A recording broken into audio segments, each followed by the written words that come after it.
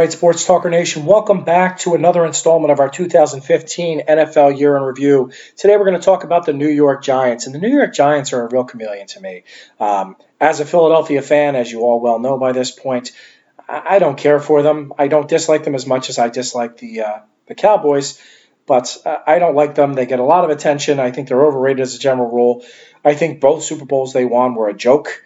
But you can't take the ring away, right? Once they win the ring, they win the ring, so you can't take it away. This past year, very confusing year. I think it was time for Coughlin to go. I think that they lost more than one game just on managing a clock and managing the end of a game flow. And that has to go right down to the quarterback and the coach. Now, the quarterback is probably a borderline Hall of Famer. In my Hall of Fame, he doesn't get in because I think he's been lucky to just get hot at the right times. But with 2 Super Bowls, it's hard to argue against him if you want to put him in. So let's start with 2015. What went right? Odell Beckham is absolutely amazing. As long as he's not losing his fucking mind trying to kill somebody on the field, hitting them with his head because someone either called him a gay slur or because he felt threatened by a baseball bat, whichever story you choose to believe, his talent is absolutely through the charts. And a guy that talented makes all the other wide receivers better. I mean, they still have some decent wide receivers. They have Ruben Randall, who can still play. They even found some young guys who could play in the slot, and this is with Victor Cruz hurt all year. I don't know that Cruz will be back. I hope he does. I actually like him. He came out of nowhere. He's a tough guy, and I hope he can come back and play. But even if you don't count on him, I think their wide receivers did very well for them. I think their offensive line is really well put together now. I think they're one of the few teams that did it the old school way, and they're an old school organization, and you have to respect that.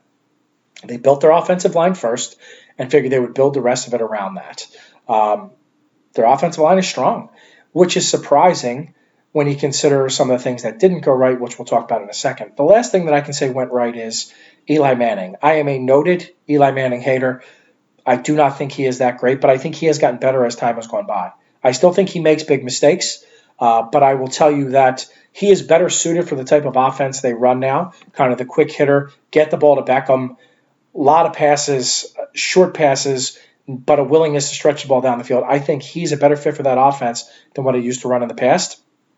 So I think Eli did well. How much time do they have left with Eli? I'm not sure. Does he have 2-3 good years left? Yeah, he probably does. So I don't start looking for a replacement now, but I start thinking about it in the very near future. Let's put it that way. So that went right. The offensive line went right. On defense, not much went right. So let's transition to what didn't go so well. JPP blowing his hand up in one of the stupidest accidents in the history of the world. And I keep hearing stories, you don't know the full story. Well, then someone tell me the full story. Because otherwise, I'm going to think this guy is a moron who blew his hand off playing with fireworks, despite the fact that he's an NFL player. He thought it was a good idea to play with fireworks as a young, on the 4th of July. He cost himself so much money. He cost his team their best pass rusher. Because of it, they had absolutely no pass rush. They also had absolutely terrible defensive back play. With those two things, it's chicken and egg, right? If you have good D-backs, you can get away with having a subpar pass rush. If you have an excellent pass rush, it makes your D-backs look that much better. They had neither. They were thrown all over at will during the year. So that sealed their fate in addition to their inability to manage a clock. And the last thing that didn't go well is their running game. Rashad Jennings is what he is. Tough guy, plays hard. He's a fumbler. He's hurt a lot, and he has no burst. Andre Williams is a poor man's Rashad Jennings, except he has no burst. He has no speed.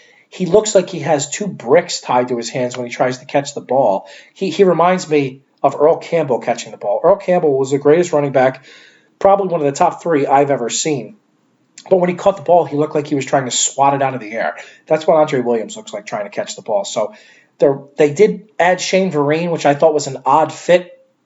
He is what he always was. He's an excellent pass receiver. He's not big enough to be an every down back. So that was a shambles, and their defensive backs were an absolute shambles.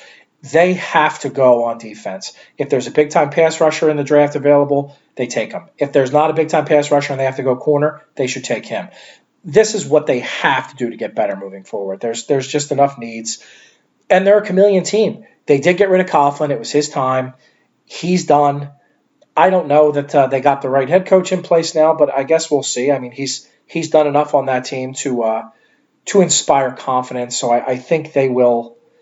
I think they will continue to proceed forward. I think they have the chance to get into double-digit wins in a weak NFC East, but they could also have the bottom fall out and go 6-10 and have everything just go to pot. So the New York Giants, a bit of a chameleon. I know people from New York want them to be great and want to show me the rings that they had, and that's all well and good. But I think they're an average team at best, and I think their future is murky to say the least. That's all I have on the Giants, folks. This is the G-Man, and I am out.